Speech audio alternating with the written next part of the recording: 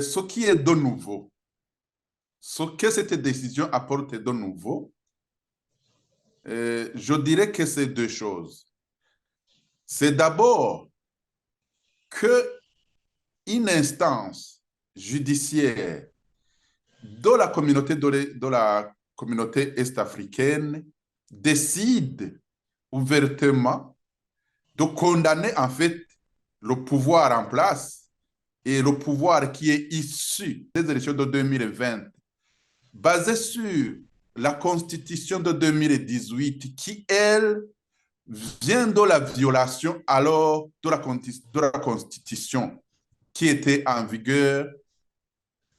depuis 2005, montre exactement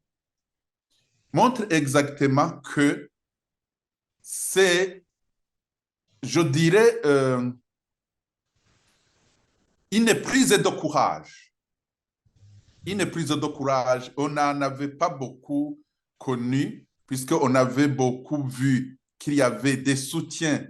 ici et là, mais aujourd'hui, au niveau juridique et au niveau judiciaire, on vient de montrer exactement que le troisième mandat était illégal et que donc même les institutions actuelles sont au niveau juridique illégales.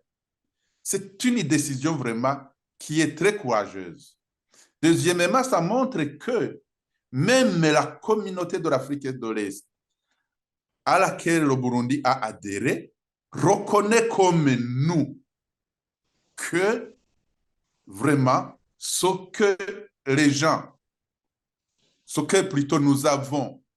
combattu en 2015 était vraiment illégal et donc que nous avons raison, que nous avions raison. Ce n'est pas une chose vraiment qui est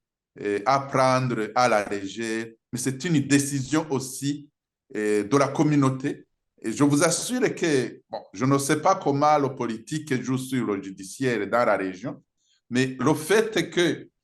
les autorités de la région aient laissé que cette édition soit portée à la connaissance de tout le monde, moi je dis coup de chapeau. En tout cas, les autorités de la région viennent de dire au gouvernement du Burundi que ceux qui ont manifesté en 2015, ceux qui se sont insurgés contre le troisième mandat étaient dans la droite ligne plutôt que ceux qui sont au pouvoir aujourd'hui.